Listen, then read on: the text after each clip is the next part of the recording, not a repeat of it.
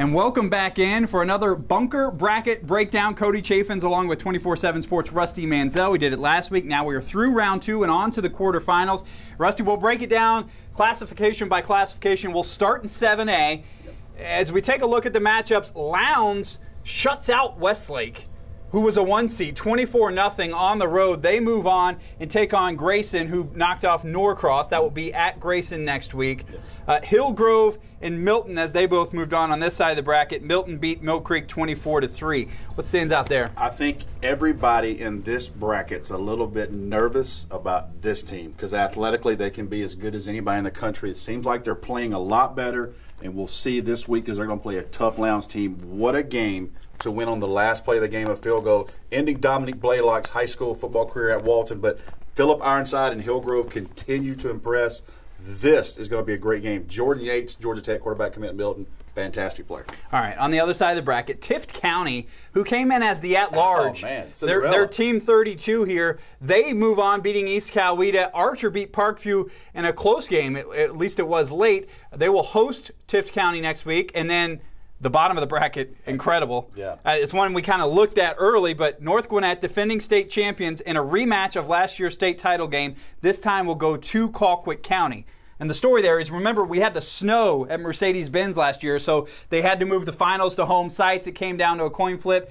The Packers lost the coin flip last year, so they had to go to Suwanee. North Gwinnett won there on a late field goal, and we're going to get a rematch. Can we pull some strings and get the first ever Fox 5 game day? And let's go to Moultrie next week, because that is going to be as good as it gets. Great coach teams, great athletes, great players, great environment. I mean, that is going to be the game to watch next week, I think. And last week we stood in this bunker with Nolan Smith, who's a big-time recruit, and he made his predictions. They're still kind of holding form here. Laying out. He says Colquitt and Grayson. And on paper, I think everybody would probably agree on paper, but you got to play these games. I'm telling you right now, watch this team. Very well coached. They seem to be clicking.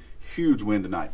All right, let's move on to 6A. As we take a look at things, Valdosta moves on. They will be at Tequila, who beat Allatoona 28-21 on Friday. Northside, Warner Robins moves on. Sequoia and Creekside, that was a shootout. 21-21 at halftime. It went to overtime, 50-49. Sequoia moves on, so the Fighting Katie Beasleys. And then you've got Coffee at Lanier. Coffee, the 4 seed, continues to advance. Lanier beat Harrison 35-23, and then Creekview and Lee County looks like the huge matchup. But Creekview gave up 48 points to Habersham Central. Do you worry about that when they're playing a team like Lee County? Maybe the best defense in the state, another shutout. They're going to need to be able to score next week against Lee County. How about this? Corey Mobbs and Lanier, first time ever practicing on Thanksgiving as a team. Congratulations to that team. Zach Calzada, the Texas A&M quarterback commit, fantastic. But all eyes are going to be on number 1 in the state versus number 2 in the quarterfinals. And then on this bracket, we saw what we're calling the South Georgia Surge this week. Region 1 had all 4 teams advance to the quarterfinals. It seems like the last few years, maybe South Georgia, sometimes they had, they always had Colquitt, but sometimes those teams were up and down. Really seems strong this year. Talking about this, and I will mention one player from Valdosta, quarterback Tate Rodemaker, that's coach's son, broke all the passing records. He is a 6'4" junior. A lot of people in the Atlanta area know about him. That is a name to know. A 6'4" junior quarterback at Valdosta, coach's son. You know how that goes. And this last year was, an all-South Georgia final.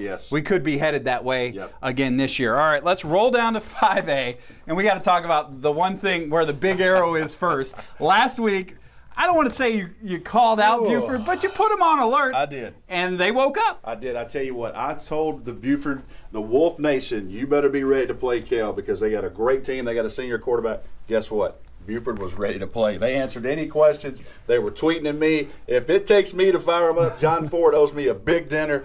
Buford, perennial powerhouse, one of the best programs in the country. But that was a grown man performance because I'm telling you, Cal's a good football team. And Buford is the one there. So Bainbridge is who they'll play next week. They'll host them up there in Buford, but Bainbridge is a 2 seed.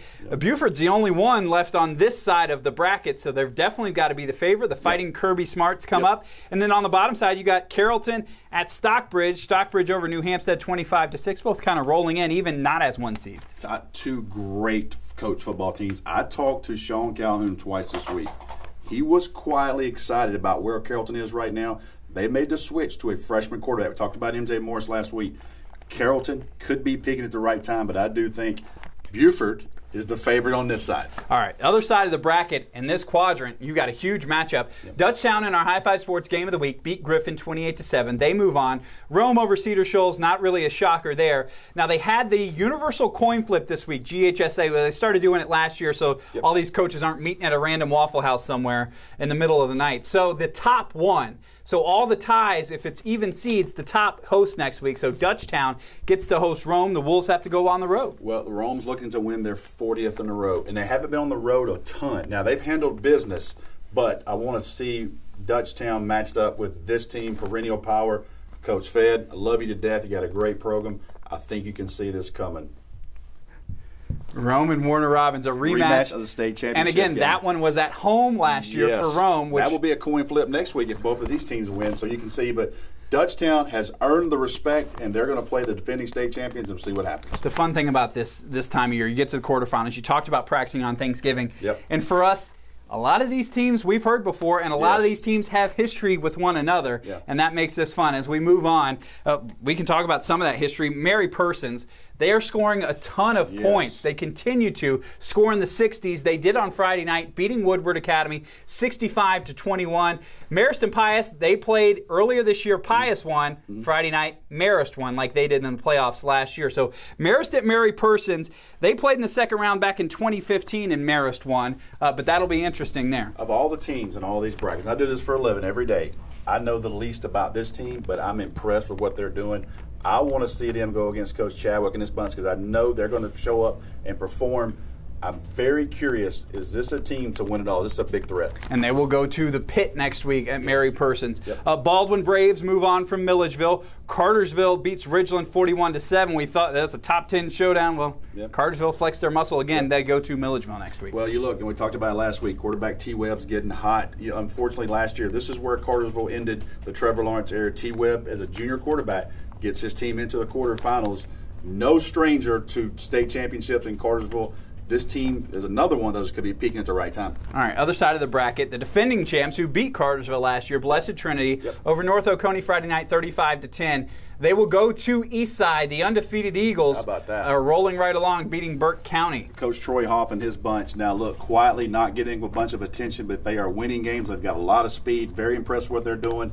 They'll have to pack a lunch next week because Blessed Trinity brings it every week, but this is a game you want to watch. I put Buford on upset alert last week. I'm going to say, watch this game right here next week. And Eastside went to the semifinals back in 2009. We'll see if they can get back there with a win next week.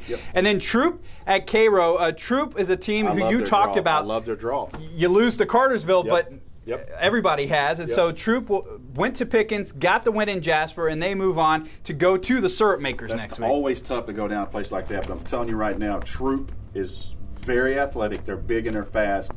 This one's going to be one to watch. That's going to be a old-fashioned slobber knocker, if I can borrow that term. And by the top seeds, it seems like, looking at a lot of these top seeds, by winning that universal coin flip, that means a lot of people are going south next week. Yeah, regions 1 through 4, I believe, won the coin toss. So a lot of these teams are going unless it's a 2 or 3 seed. So it'll be interesting if they win 2 weeks in a row because the North teams will go back again. So very big coin flip next week. I think they do it next Wednesday. Yeah, they always, GHSA has done a good job of posting that on social media for us to see. Looking at the 3A bracket now, Monroe area over Dawson County, 49-17. Pierce County beat Jackson, so they will host. We talked about some of those South Georgia teams hosting next week. Monroe area goes on the road. And then another one on the road. Cedar Grove beats North Hall. Cedar Grove, that #1 team pretty much all year, goes to Benedictine down in Savannah. Both of these teams won state a couple of years ago, but in different classifications. I'll tell you something about playing there. Coach Hal Lamb has played many, many playoff games. He told me that was the toughest environment he's ever been into. They will be ready, and they have all day on Friday to tailgate. They will be ready for Cedar Grove when they come in. That will be a game to watch. I do think Cedar Grove is the clear favorite, but they are about to play on the road in a tough environment. Jaden Hazelwood doesn't want his career to end, and he continues to win. All right, and this one is a matchup we've seen before because for the third year in a row, in the quarterfinals, it's Westminster and Peach County. They've played once in Atlanta, once in Fort Valley. Next week's game will be in Fort Valley. Peach County has won all of those matchups the last 2 years and moved on. But Westminster, nice. They beat GAC on Friday 41-34. Bottom side of the bracket, that emotional run for Pike County finally comes to an end. What a season. What a season for those guys. Playing for Dylan Thomas, and they lose at Jenkins, still a close game, 16-9. And then Calhoun moves on 21-6 over Lovett. So Calhoun hosts Jenkins next week. Looking at this half of the bracket, you see something kind of forming. We talked about tough places to play. Calhoun's one of the few North teams that host next week. Jenkins will have to come there. We don't want to talk about it. We don't want to jinx anything, but, man, can you imagine if Calhoun goes to Peach or Peach comes to Calhoun all day long again? Man, that's going to be a big coin flip on that game. The drive from Savannah to Calhoun, they may leave during Thanksgiving dinner to have to get there. Some of them will. Some of them will. Teams will leave on Thursday afternoon. All right, taking a look at 2A now. Rabun County moves right along. They will host the Purple Hurricanes of Fitzgerald next week. That's going to be a tough one for the boys in Tiger. And then Heard County moves on. So does Dublin, and again, coin flip, that will be at Dublin next week. Thoughts on that left side of the bracket? I think when you look at this, Rabun County with a freshman quarterback, Gunnar Stockton, really, really good player. We worked for Mike Bobo's dad up there, Coach George Bobo. I think Heard County is primed right now. They got a lot of athletes, a lot of big-time players. I think Heard County probably on paper is the favorite on this side. And they'll have to go to Middle Georgia. Other side of that 2A bracket. Yep. Jefferson County beat Dodge. They move on. Bremen and Rockmart, a Northwest Georgia showdown. Rockmart moves on. Yellow Jackets are having the best year they've had in a long time. Yes, since like 1989. Unfortunately, they put me out my junior year. I don't want to talk about that game. But watching Callaway tonight, watching them play Hateville Charter, they're big, they're physical and fast. Washington County, perennial power back in the day, back in this. I do think Rockmart, last week I said is a sleeper. I do think Rockmart and Coach Parsons don't kill me. I think Rockmart becomes the favorite of the entire bracket. But, man, there is some speed on this side of the bracket. And you talked about that game. Hateville Charter, defending champions there in 2A, lose at home to Callaway 31-13. Yeah. It didn't even seem that close. I'm telling you, I watched Callaway, and when they came to the line of scrimmage the first time, you could see the size difference in their offensive line versus Hatefield's defensive line. And it was a problem when you throw in an Under Armour All-American running back in Tank Bigsby.